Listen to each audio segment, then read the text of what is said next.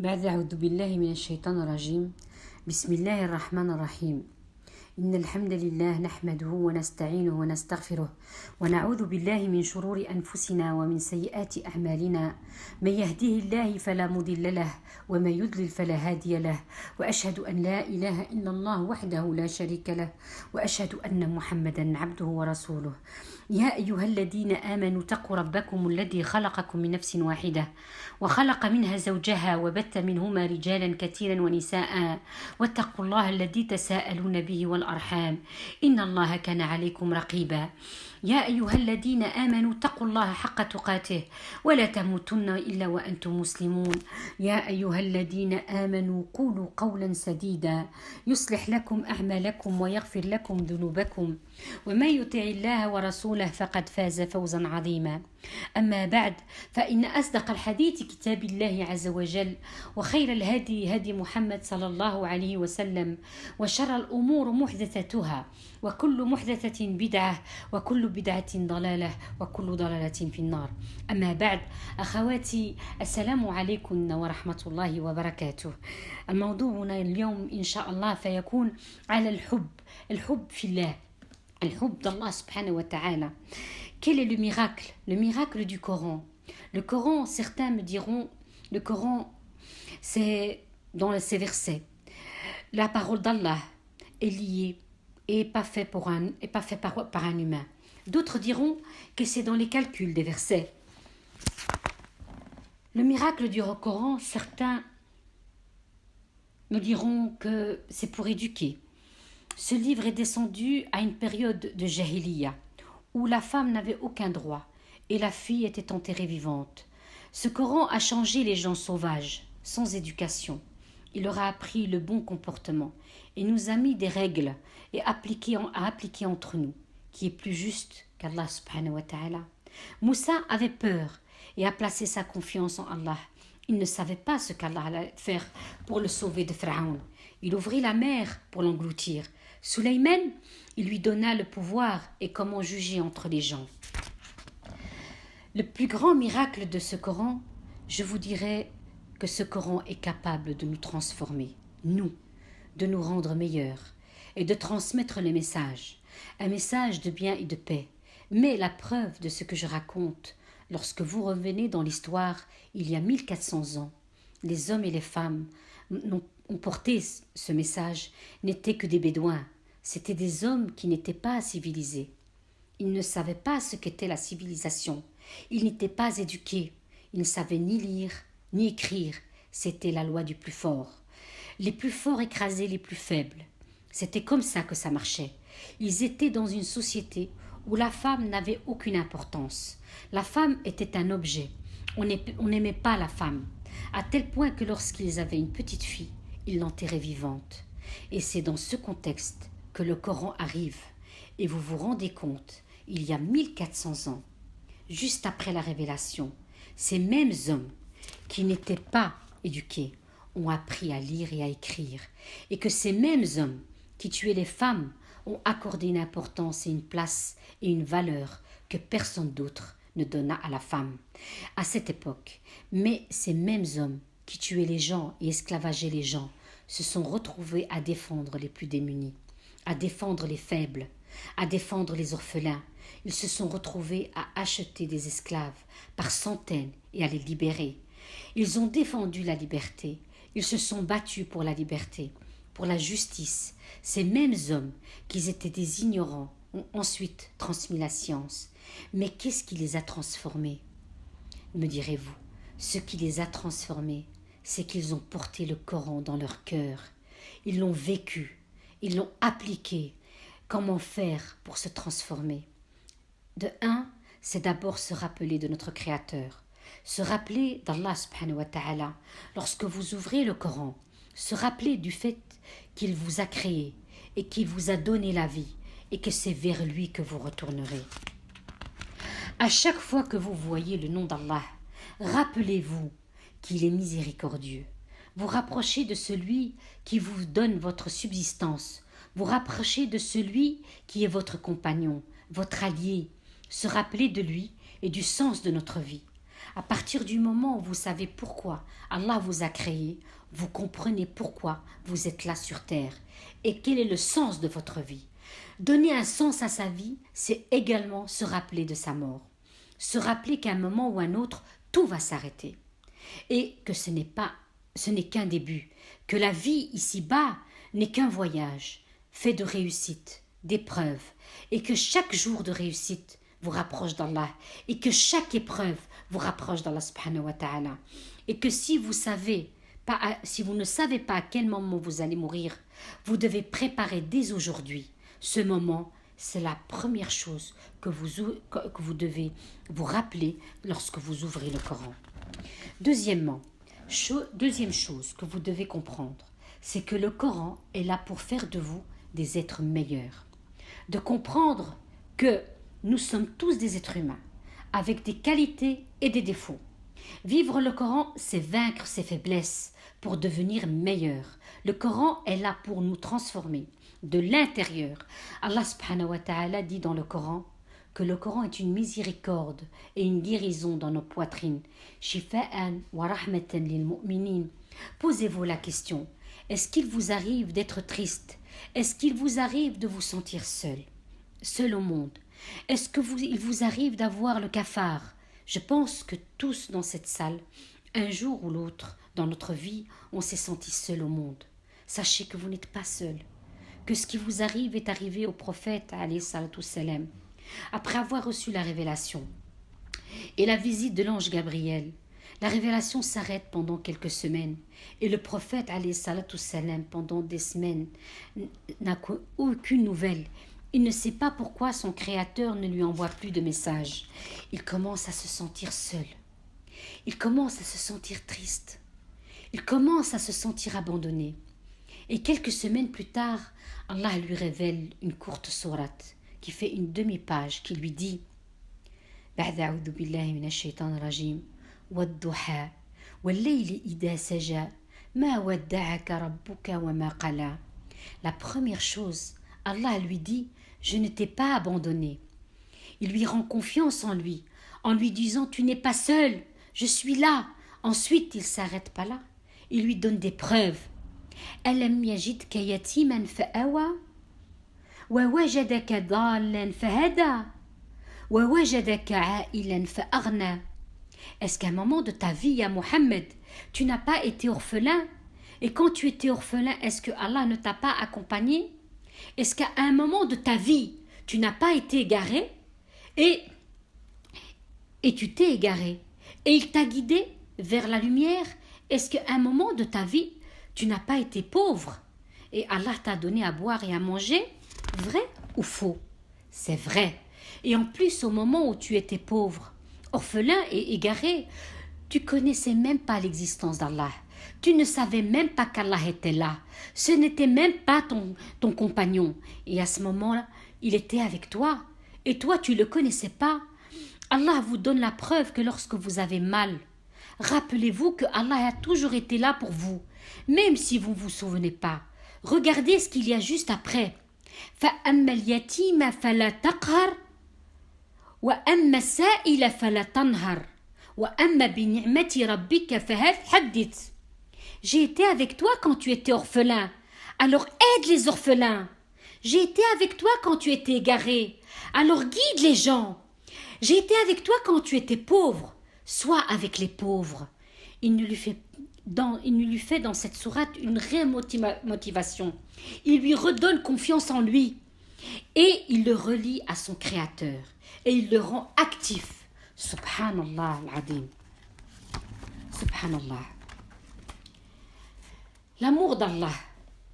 L'amour d'Allah, lorsque tu médites sur le livre d'Allah Azzawajal, et la satisfaction d'Allah est la plus grande. Wa ridwanullahu akbar. Lorsque tu lis la parole d'Allah subhanahu wa ta'ala, قل يا عبادي الذين أسرفوا على أنفسهم لا تقنطوا من رحمة الله.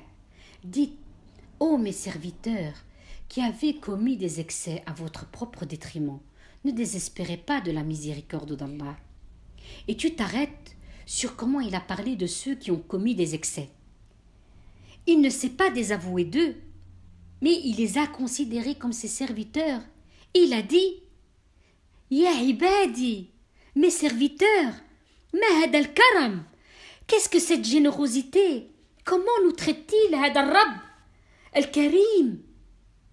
قل يا عبادي الذين أسرفوا على أنفسهم لا تقنطوا من رحمة الله إن الله يغفر الذنوب جميعا. Lorsque tu passes par un hadith de Mohammed sallallahu alayhi wa sallam qui te prévient que ton Seigneur Jalla wa Oula appelle chaque soir à la fin de chaque nuit, il vient et il dit y a-t-il une personne qui demande le pardon? Hal min mustaghfir? Y a-t-il un repentant? Hal min ta'ib? Y a-t-il quelqu'un dans le besoin? Hal min nihaja? Quand tu apprends qu'Allah ouvre ses mains la nuit pour pardonner aux pécheurs de la journée et ouvre ses mains le jour pour que quand tu réfléchis seulement à tes états avec Allah, combien de fois tu t'es dit lorsque tu fais un péché, si Allah l'avait rendu public, s'il t'avait fdah devant les gens, plus personne ne te saluerait. Combien de fois il m'a caché, combien de fois il m'a sauvé de ce genre de situation. Ces choses-là se plantent dans ton cœur et font bouger ta nostalgie pour ce Seigneur. Hada Rabb al-Karim. Hada Rabb al-Karim. Lorsque tu lis dans les anciens livres que la mère demande la permission à Allah chaque jour pour engloutir ceux qui ont péché. Yatriqu al-Bahar al-Ma'siyin. Et le ciel demande à Allah et tabbaq sama sur eux. Et la terre demande si elle peut s'ouvrir et de les avaler. Alors Allah Azza wa Jal leur dit c'est pas vous qui les avez créés, car si vous les aviez créés, vous ne diriez pas cela. Innakum la takhlaquhum walau khalaqtumuhum alla taqulu hada. Connais-tu le regard de la mère envers son enfant? L'amour d'Allah Azza wa Jal. Subhanallah, est-ce que vous vous rendez compte? On ne connaît pas vraiment, on ressent pas vraiment l'amour d'Allah envers nous. Mais je vais vous donner un exemple. Connais-tu le regard d'une mère envers son enfant lorsqu'il fait une bêtise ou quelque chose de mal et que les gens viennent le critiquer? Ton fils a fait ceci, ton fils a fait cela, pourquoi ne le fais-tu pas ça? Pourquoi ne fais-tu pas comme ça? Ton fils. Elle peut devenir et remonter contre son fils. Mais lorsque tout ce qui l'entoure se ligue contre son fils, ce sentiment d'amour se met à bouger dans son cœur. Et il répond, laissez-moi et mon fils, c'est moi qui gère mon fils. Et pour Allah, l'exemple du suprême,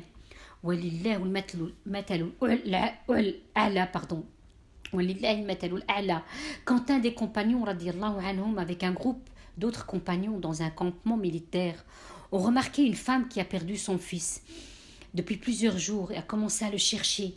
Ils ont vu le fils venir après plusieurs jours et chacun se cherchait. Le fils avançait, il trébuchait, et lorsqu'il vit sa mère, il courut vers elle. Et lorsqu'elle vit son fils, elle accéléra vers lui. Et lorsqu'ils se retrouvèrent, ils s'embrassèrent. Les deux pleurèrent l'un dans les bras de l'autre. Alors tous les compagnons se mirent à pleurer. Et lorsque les compagnons se mirent à pleurer, le prophète alayhi salatu wassalam les regarda et leur dit « Qu'est-ce qui vous fait pleurer ?» Ils répondirent l'amour et la tendresse de cette mère pour son fils. Et il dit « Vous verriez cette femme jeter son fils dans le feu ?» Ils répondirent « La ya Rasulallah » Et il dit « Allah est plus miséricordieux avec vous que cette mère avec son fils. » Lorsqu'on ressent cette manière noble dont Allah nous traite, nous ressentons cet amour envers ce Seigneur et cette envie de le retrouver. Comment ne pas aimer Hada Rabb?